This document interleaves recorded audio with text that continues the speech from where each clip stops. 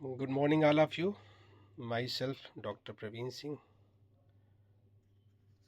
आप लोगों के लिए मैं एक दो तीन वीडियो लाया हूँ जिसमें एग्ज़ाम की दृष्टि से कुछ इम्पॉर्टेंट फैक्ट्स मैंने पढ़ाए हैं, कुछ इम्पॉर्टेंट टॉपिक लिए हैं जिनको अगर आप देख लेंगे तो अच्छा होगा।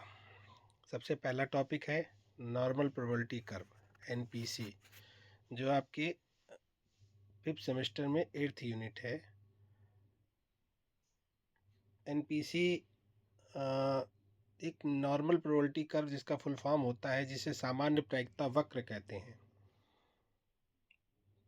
सामान्य प्रायिकता वक्र ये हमारे स्टैट्स का पोर्शन में एक वितरणों का एक कह सकते हैं कि एक गणितीय वक्र होता है जिसे कई नामों से पुकारते हैं।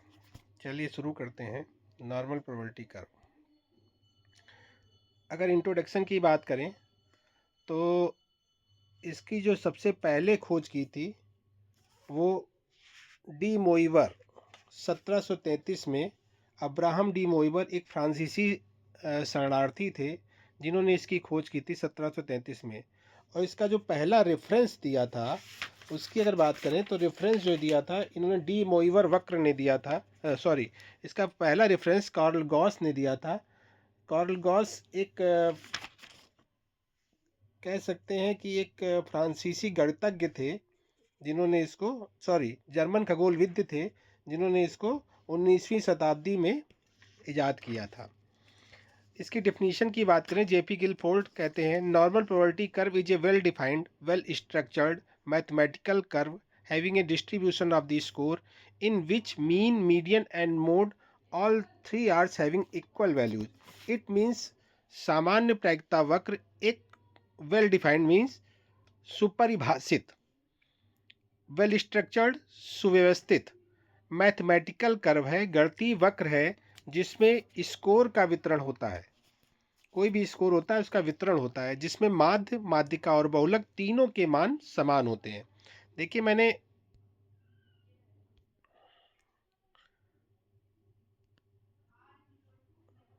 जो साइड में पिक्चर बनाई है उसमें देखिए मीन मीडियन मोड को बीच में मैंने दिखाया है और मीन मीडियन मोड इक्वल दिखाए हैं।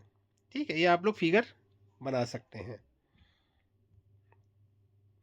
दूसरी बात करें, इसको किन किन नामों से जानते हैं? Also known as Gaussian distribution, Gaussian वितरण। दूसरा बेल कर्व, घंटे का आकार का इसको बेल कर्व भी कहते हैं। तीसरा मेसोकर्टिक कर्व, मेसोकर्टिक कर्व भी इसको कहते हैं। और इसको नॉर्मल कर्व की भी कहते हैं, सामान्य वक्र भी कहा जाता है।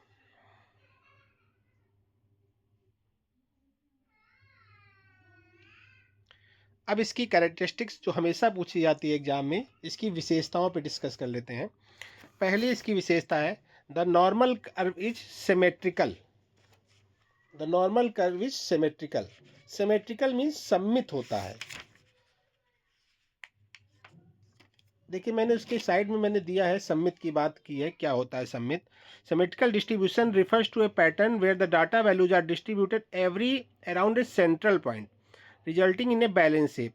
एक बैलेंस शेप होता है और जो इसका डाटा होता है वो सेंट्रल पॉइंट पे होता है। It means data is equally likely to occur either side of the centre creating a mirror like image like effect.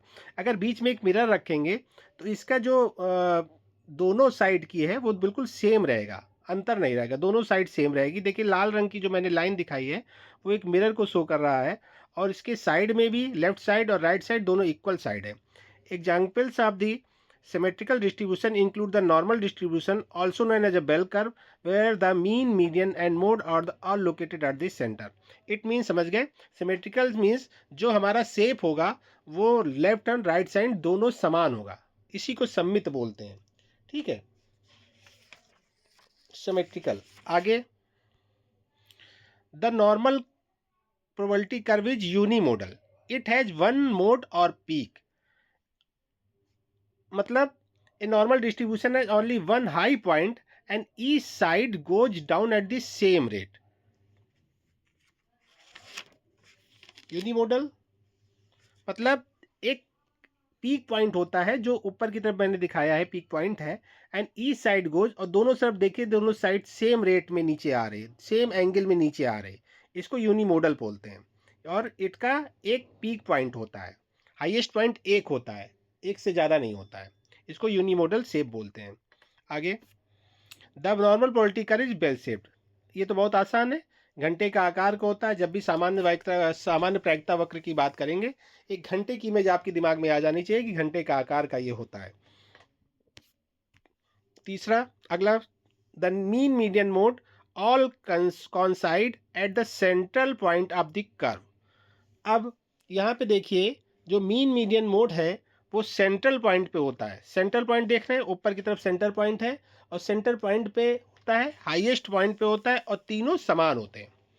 ठीक है, देखिए मीन मीडियन मोड तीनों समान मैंने दिखाए हैं। Next, the normal curve is asymptotic, the X axis approaching the X axis but never touches it.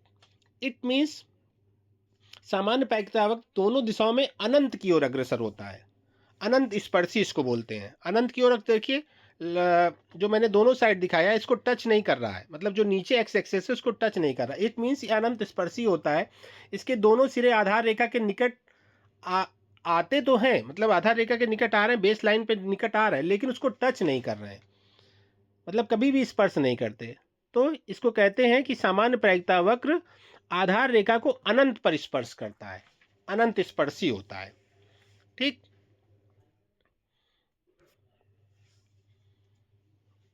the coefficient of kurtosis of the normal probability curve is 0.263. It means सामान्य प्रायिकता वक्र ना तो बहुत चपटा होता है ना उसका नुकीला होता है, इसका वक्रता गुणांक 0.263 होता है। द कोफिशिएंट ऑफ कर्टोसिस, इसको वक्रता गुणांक बोलते हैं, इसका वक्रता गुणांक 0.263 होता है। ठीक, अगला, the coefficients of skewness of the this curve is 0। सामान्य प्रायिकता वक्र सम्मित होता है जिसके कारण इसका विषमता गुणांक जो है उसका मान शून्य होता है। सिमेट्रिकल होता है इसलिए इसका विषमता गुणांक शून्य होता है, एस के इक्वल टू 0, स्क्यूनेस इसको बोलते हैं।